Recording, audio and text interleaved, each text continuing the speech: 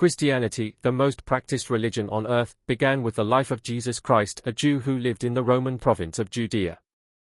His resurrection and divinity are matters of faith, but his existence, and death by crucifixion, around 30 AD, are widely accepted as historical fact. Christianity's early spread is credited to a small group of loyal followers, the Apostles. They are joined, around 36 AD, by Paul, who has a vision of Christ while traveling to Damascus. Paul makes it his life's mission to spread the gospel, or good news, of Christ's death and resurrection. He is extremely successful, winning Christian converts around the Mediterranean, and as far west as Italy. According to tradition, the Apostle Mark establishes a church in Alexandria around 42 AD, the origin of today's Coptic Orthodox Church. Also according to tradition, in 52 AD, Thomas the Apostle arrives in India, and establishes several small Christian communities. Most historians dispute this due to lack of evidence. Early missionaries such as Paul successfully spread Christianity across the Roman Empire in the 1st century AD. Christian communities are documented from North Africa to Italy. By 100 AD, the 4 Gospels that make up the Bible's New Testament are complete. They form the foundation of Christianity to the present day. Christianity continues to spread in the Roman Empire, and among its neighbors.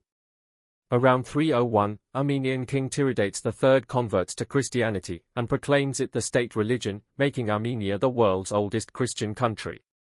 Christians face persecution across the Roman Empire, where it is emperors who are considered divine. But in 312, according to Christian chroniclers, Roman Emperor Constantine experiences a Christian vision just before the Battle of Milvian Bridge. The following year, he passes the Edict of Milan, legalizing Christianity across the Roman Empire. In 325, he convenes the Council of Nicaea, the first of many formal church gatherings aimed at resolving theological disputes.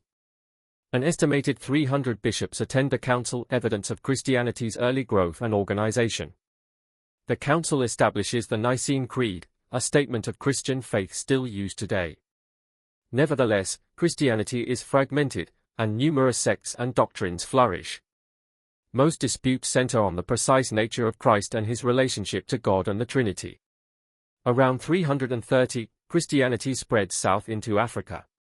King Izana declares Christianity the official religion of Aksum, in the Horn of Africa. This is the origin of today's Ethiopian Church, one of the oldest in the world. In 380, Emperor Theodosius passes the first Roman law to define Orthodox Christian belief. Christianity is on its way to becoming the state religion of the Roman Empire.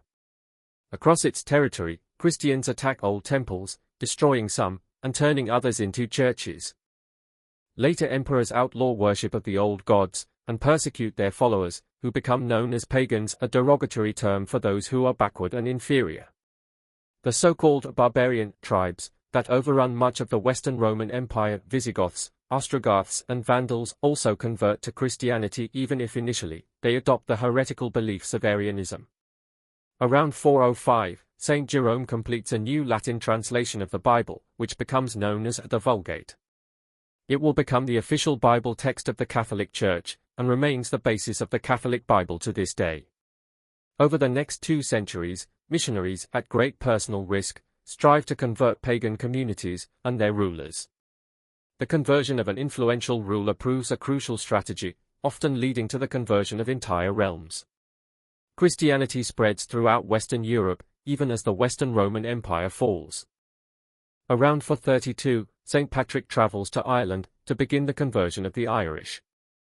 In 508, Clovis, king of the Franks, converts, completing the conversion of Gaul. In 563, Columba travels from Ireland to western Scotland, establishing a monastery on the island of Iona, one of the oldest in Western Europe.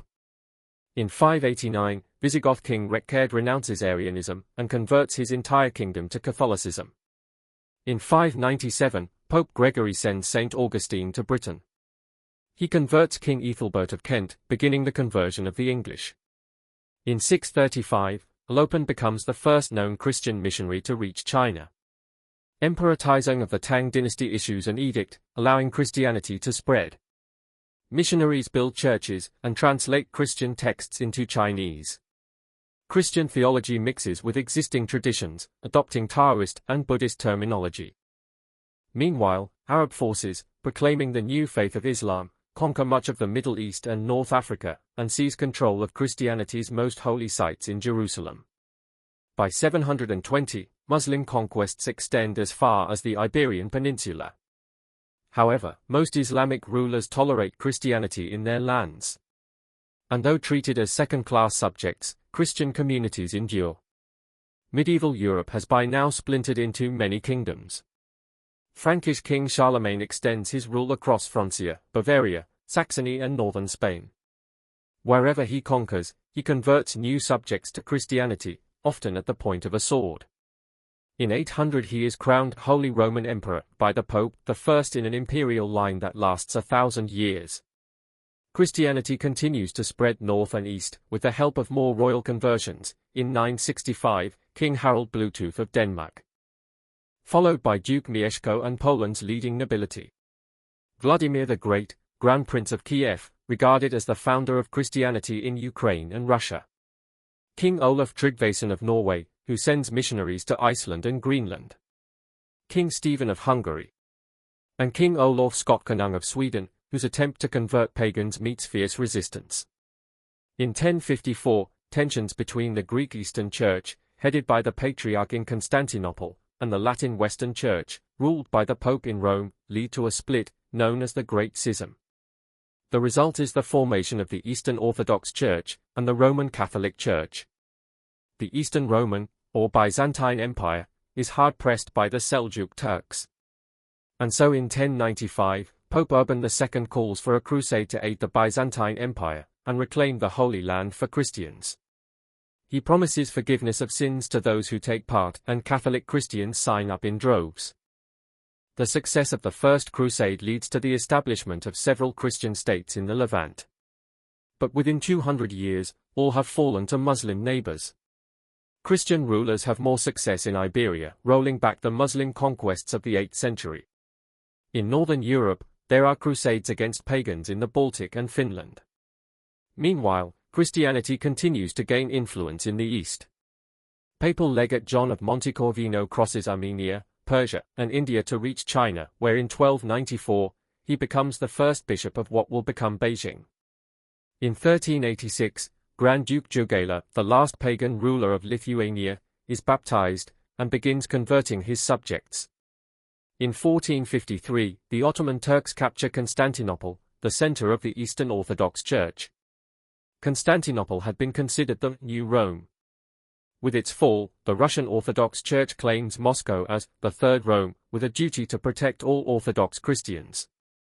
The Age of Discovery, marked by great pioneering maritime voyages, will see Western European powers carry Christianity to many far-off lands.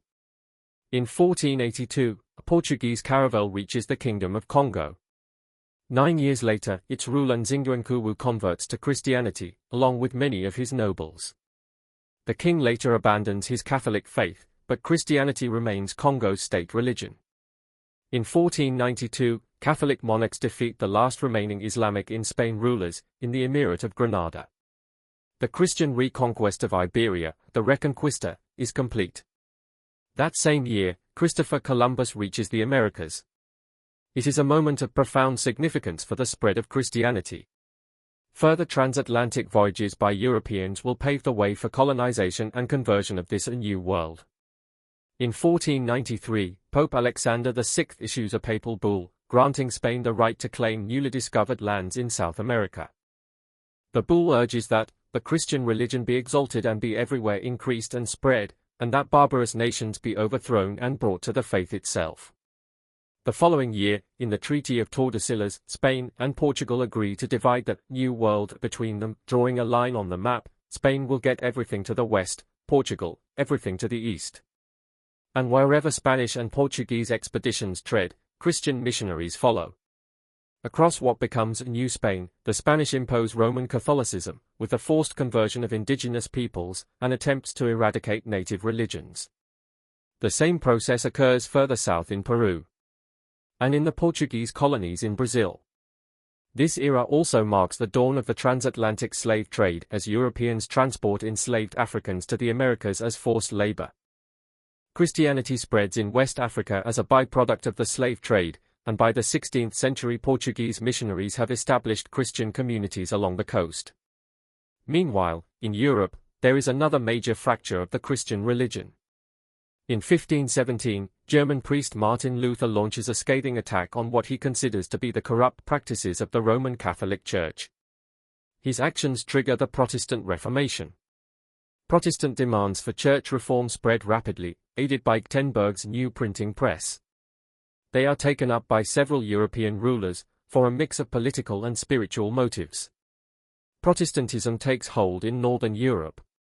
In 1534, English King Henry VIII breaks with Rome, and makes himself head of the Church of England.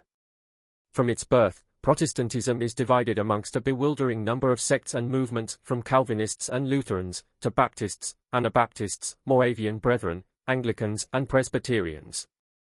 Yet Catholicism remains the dominant branch of Christianity. It will now travel to Southeast Asia, alongside Portuguese and Spanish commercial interests. Missionary Francis Xavier journeys across Asia as a representative of the Portuguese Empire. He lands in Goa in 1542, sails to Portuguese outposts in Indonesia in 1545, and reaches Japan in 1549, where Christianity gains many followers. In 1565, the Philippines becomes a Spanish colony and a hub for European trade. Catholic missionaries ensure Christianity is soon the dominant religion. In the early 1600s, Protestants from England and the Netherlands established colonies along the North American coast. Many are Puritans seeking religious freedom and the opportunity to build perfect Christian communities.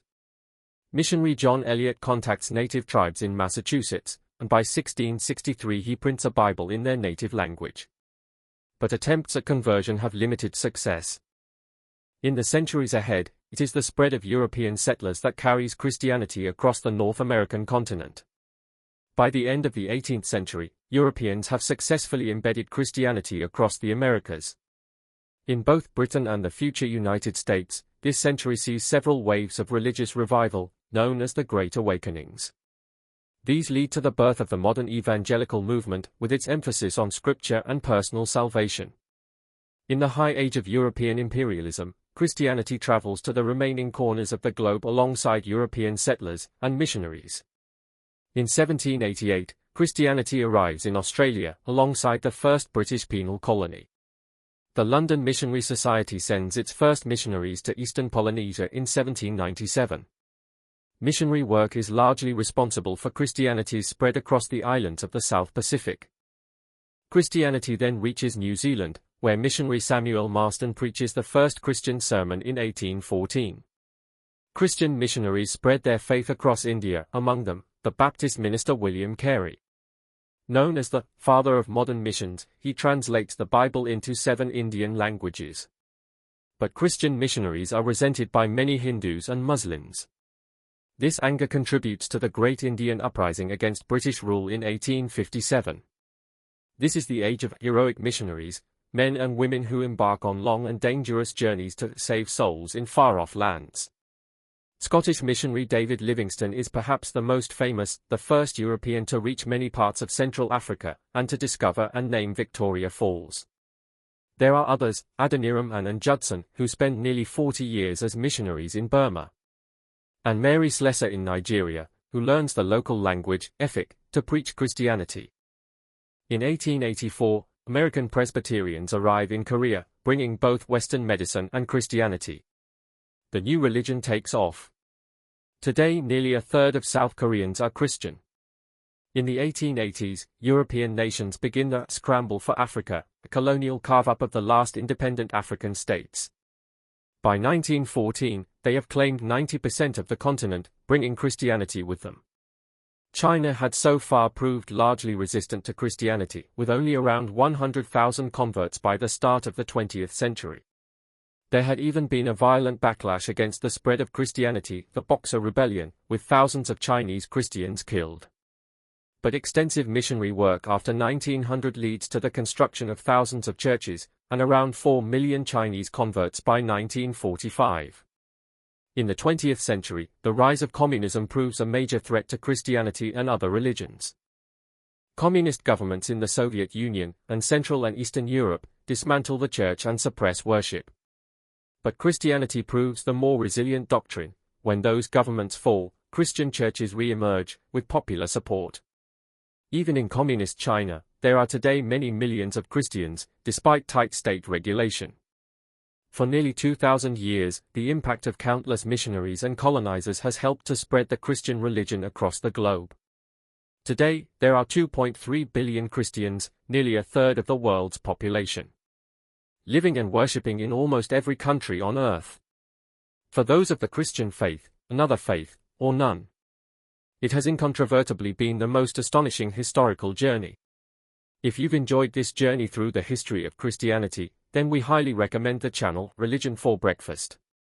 Religion for Breakfast is dedicated to exploring humanity's beliefs and rituals throughout history.